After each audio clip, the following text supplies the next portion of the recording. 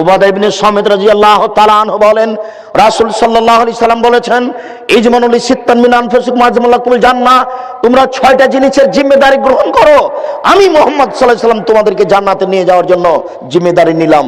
পৃথিবীর মানুষ, তোমরা 6টা জিনিসের ব্যাপারে জিম্মেদারি নাও, তোমরা এই 6টা কাজ করিও না, আমি জান্নাতে নিয়ে যাব, তোমাদেরকে কিভাবে নিয়ে যাব সেটা আমার ব্যাপার, তবে তোমরা 6টা কাজ করিও না। এক, অসদক যা হাদ্দাসতুম, কথা বললে সত্য কথা বলো, এইটা করো, আমি দেখবো বাকিটা। কথা বললে সত্য কথা বলো। 2, ওয়াফিয়া যা ওয়াদতুম, ওয়াদা করলে পূর্ণ করো।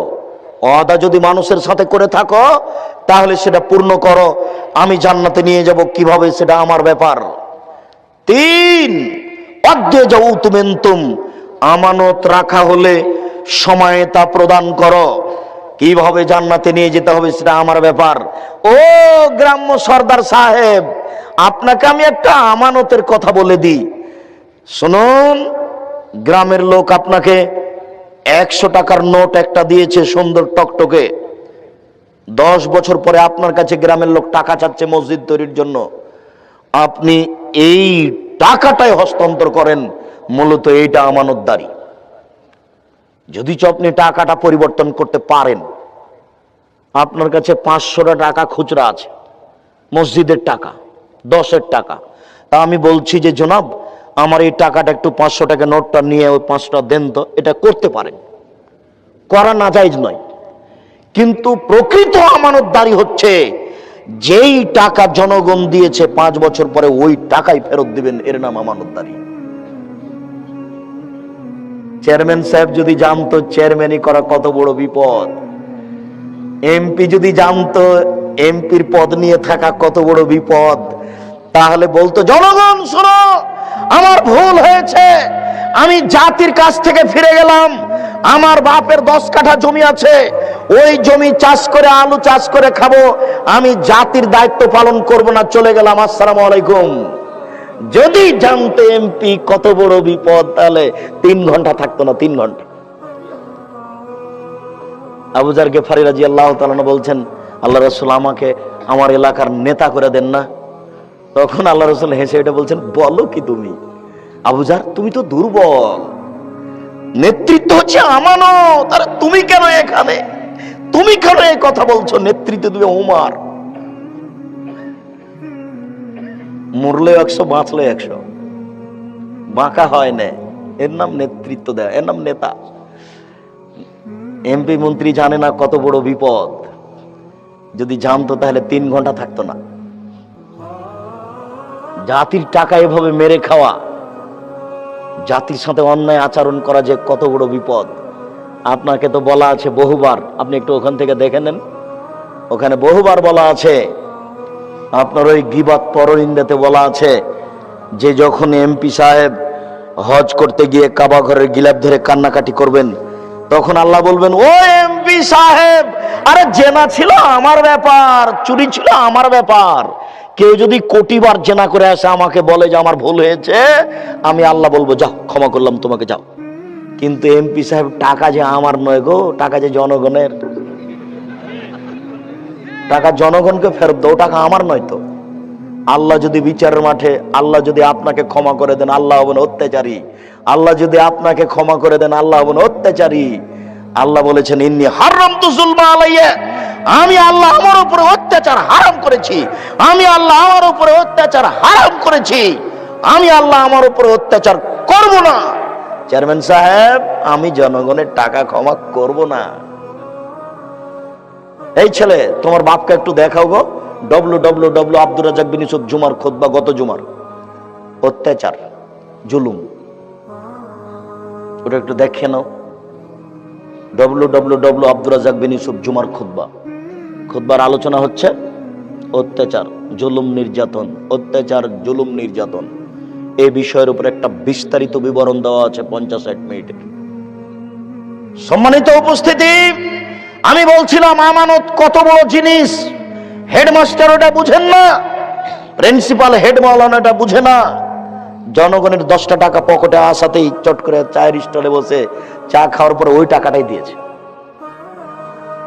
যে টাকাটা একটু আগে ছেলেটা তার হাতে জমা দিয়েছে। হেড মাওলানা বুঝতে পারছেন না আমানতদারি কত বড় কঠিন। পৃথিবীর মানুষ, আমানতদারির জিম্মেদারি নাও। আমি মুহাম্মদ সাল্লাল্লাহু আলাইহি সাল্লাম দেখে নিব কিভাবে জান্নাত নিয়ে যেতে হবে।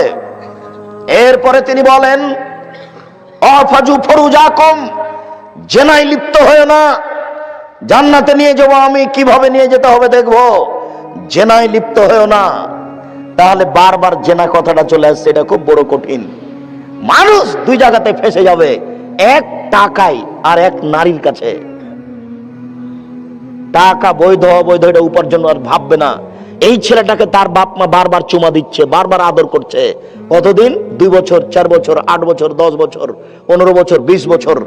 এবার ছেলে পড়াশোনা বাদ দিয়েছে, যখন তখন মা বলছে কি করবি, পড়াশোনা বাদ দিলে কি করবি, টাকা পয়সা ইনকাম কর, টাকা পয়সা ইনকাম কর। চিন্তা করছে যে মাও তো আমাকে ভালোবাসছে না, যে মা চুমা দিচ্ছিল, আদর করছিল, তাহলে ওই বুঝবে যে টাকার প্রয়োজন আছে। যার সাথে জেনার কথা হচ্ছে সেও টাকা চাই, বাপ মাও টাকা চাই, রিক্সাওয়ালাও টাকা চাই, ভ্যানওয়ালাও টাকা চাই। তাহলে বোঝা যাচ্ছে যে টাকা ছাড়া তার কোনো কাজ চলে না। তখন সে হন্যে হয়ে নেমে পড়ে, তাকে টাকা ইনকাম করতেই হবে। আর নারী জাতি এত কঠিন জাতি, নারী জাতি এত কঠিন জাতি।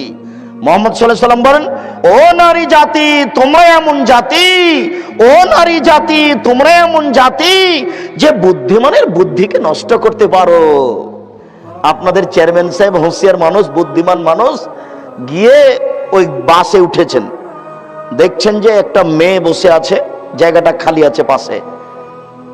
একবার খালি মেয়েটা হেসে বলেছে, ভাইয়া বসেন। একবার হেসে বললে আর কিছু লাগবে না। এবার চেয়ারম্যান সাহেব যতক্ষণ পর্যন্ত থাকবেন ততক্ষণ পর্যন্ত তাকে বলতে থাকবেন, তোমার নাম কি, তোমার বাপের নাম কি, তুমি কি করো, বাঁচার কোনো পথ নাই। এক ভাইয়াতে একবার শেষ সম্পূর্ণ ঈমান আমার। এটা হলো নারী। এমনি বলেননি রাসূল সাল্লাল্লাহু আলাইহি ওয়াসাল্লাম, ইন্নাল মারাতা তুকবিলু ফি সূরাতি শায়তান ওয়া তুদবিরু ফি সূরাতি শায়তান। নিশ্চয় নারী শয়তানের বেশ ধরে আসে, নিশ্চয় নারী শয়তানের বেশ ধরে যায়, নিশ্চয় নারী শয়তানের বেশ ধরে আসে, নিশ্চয় নারী শয়তানের বেশ ধরে যায়। তিনি বলেন, ইন্নান নিসা হাওয়াইলুশ শায়তান, নিশ্চয় নারী শয়তানের জাল, নিশ্চয় নারী শয়তানের জাল, নিশ্চয় নারী শয়তানের জাল। তিনি বলেন, ইয়াকুমুদ দুখুল আলান নিসায়ে, পৃথিবীর মানুষ সাবধান, নারীদের কাছে যায় না, গেলেই বিপদে পড়ে যাওয়া। পৃথিবীর মানুষ নারীদের কাছে যায় না, গেলে বিপদে পড়ে যাওয়া। তিনি বলেন,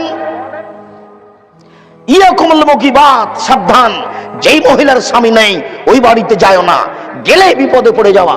পৃথিবীর মানুষ সাবধান, যেই মহিলার স্বামী নেই ওই বাড়িতে যায় না, গেলেই তুমি বিপদে পড়ে যাওয়া। তিনি বলেন, লা তাখলুনা বিরাজালিন ইল্লা কানা সালিসু শায়তান, লা তাখলুনা রাজুলুন বিমরাতিন, কোন নারী যেন কোন পুরুষের সাথে নির্জন একত্রিত না হয়, কোন পুরুষ যেন কোন নারীর সাথে নির্জন একত্রিত না হয়। নির্জন একত্রিত হলেই তৃতীয় জন হবে শয়তান। খুব সাবধান। তিনি বলছেন, ফাত্তাকুদ দুনিয়া ওয়াত্তাকুন নিসা, তোমরা পৃথিবী থেকে বেঁচে থাকো, নারী থেকে বেঁচে থাকো, তোমরা পৃথিবী থেকে বেঁচে থাকো, নারী থেকে বেঁচে থাকো।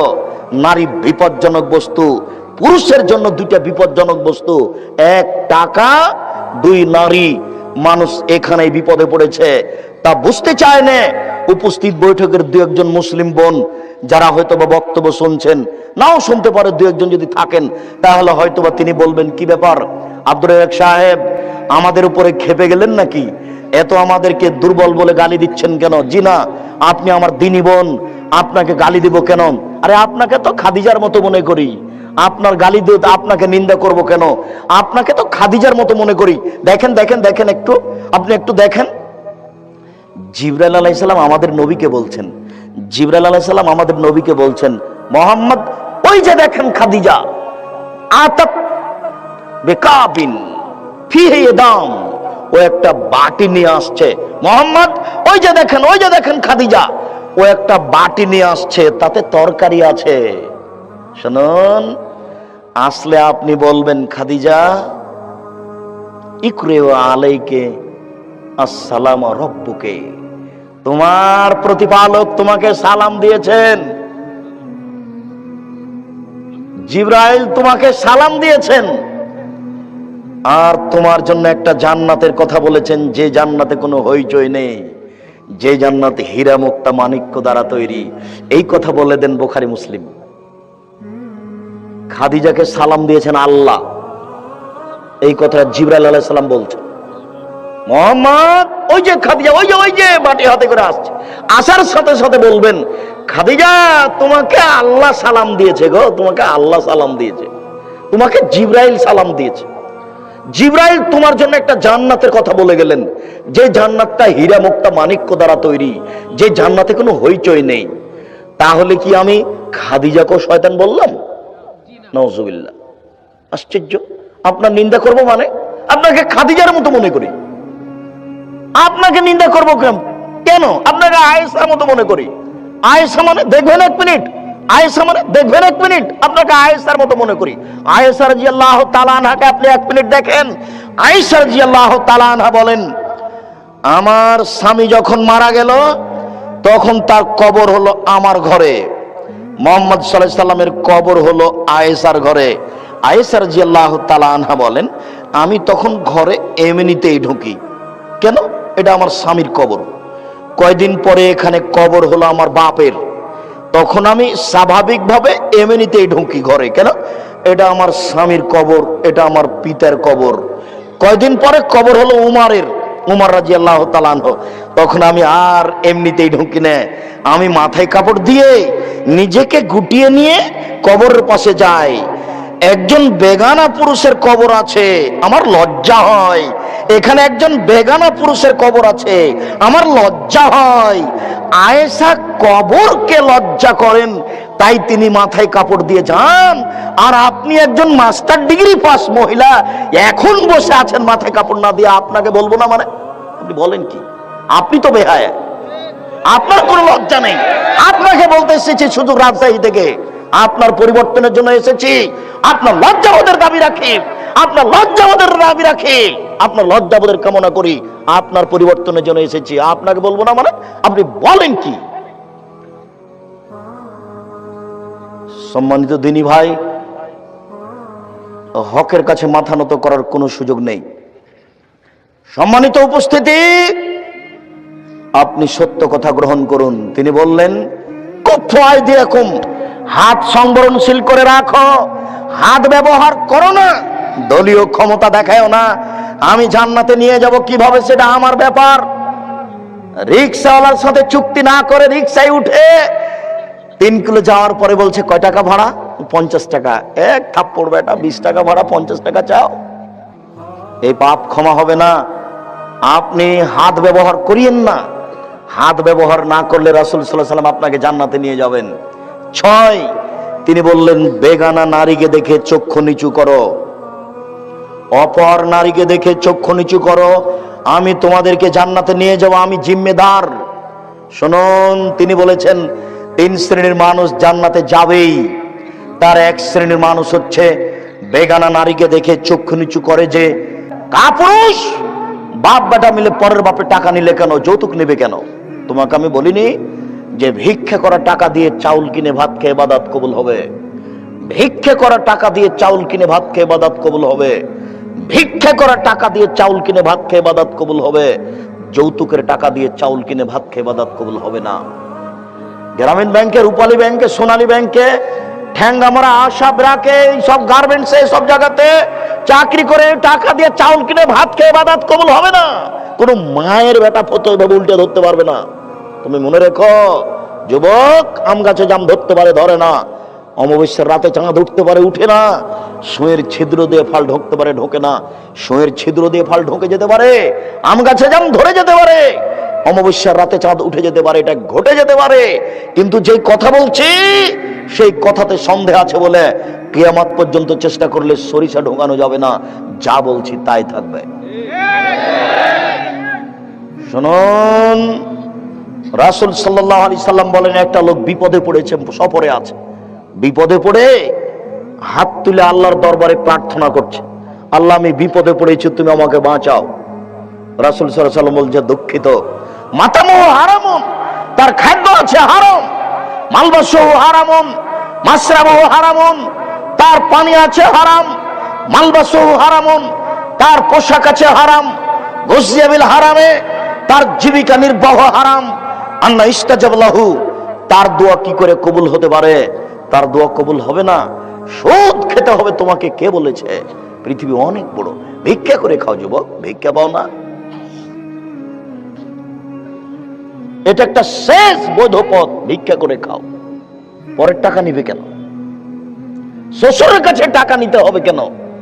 আগামীকাল সন্ধ্যা হতে হতে টাকা ফেরত দাও। আর যেসব সুদের সাথে জড়িয়ে আছো, এই সুদ থেকে তওবা করে আসো। অযথা ভুল বুঝে বাপ মাকে টাকা ইনকাম করে খাওয়ালে, ভাই বোন ছেলে মেয়েকে খাওয়ালে ফলাফল জাহান্নাম হলো। বিচারের মাঠে তোমার কেউ সাথ দিবে না যুবক। তুমি বুঝতে পারছো না তুমি খুব বড় বিপদে আছো। দেখো কি অবস্থা সুদখোরের, আর তুমি নিজে নগদ বুঝতে পারছো এটা সুদ। রাসূল সাল্লাল্লাহু আলাইহি সাল্লাম বলছেন, সুদখোরের অবস্থা হচ্ছে এই।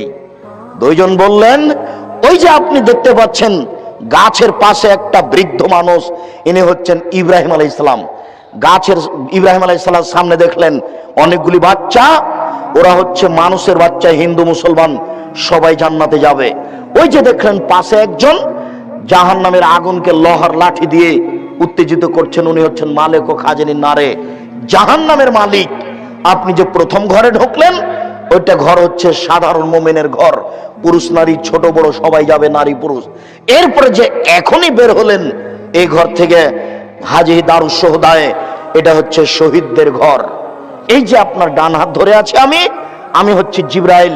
এই যে আপনার বাম হাত ধরে আছেন, ইনি হচ্ছেন মেকাইল, আমি জিবরাইল, ইনি মেকাইল। ফারফারা আসাক, আপনি একটু মাথাটা উপর দিকে করেন তো। ফারাফাতুম রাসি, আমি মাথাটা উপর দিকে করলাম।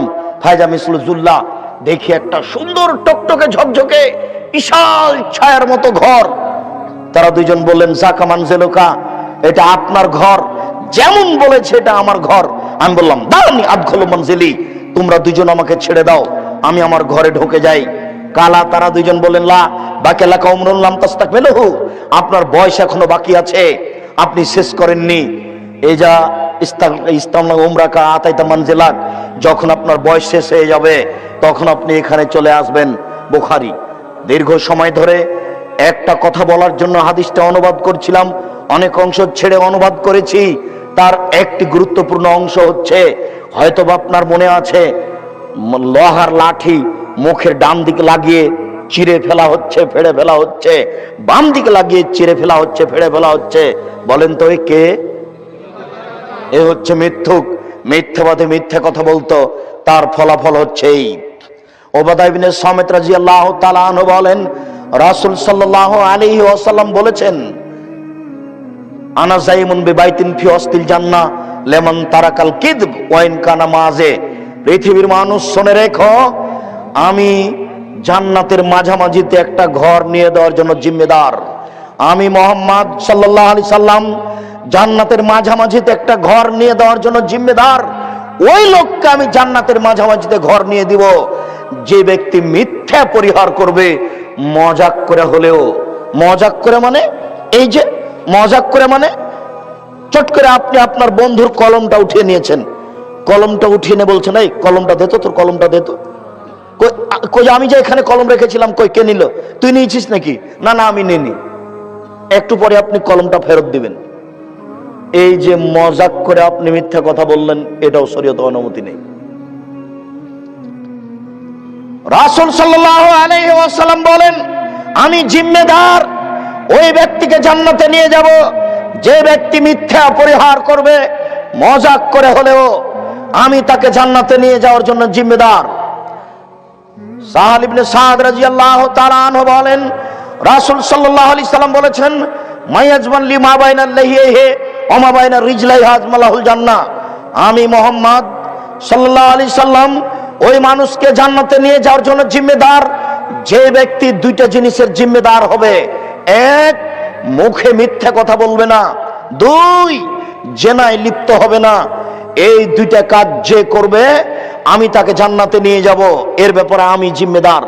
বুখারী মুসলিম তিনি বলেন, আমি ওই মানুষকে জান্নাতে নিয়ে যাওয়ার জন্য জিম্মেদার।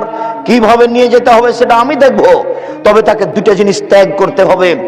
এক, মিথ্যা কথা। দুই জেনা, এই দুইটা কাজ যদি ত্যাগ করতে পারে, জিম্মেদারি আমার রয়েছে, কিভাবে জান্নাতে নিয়ে যাব সেটা আমার ব্যাপার।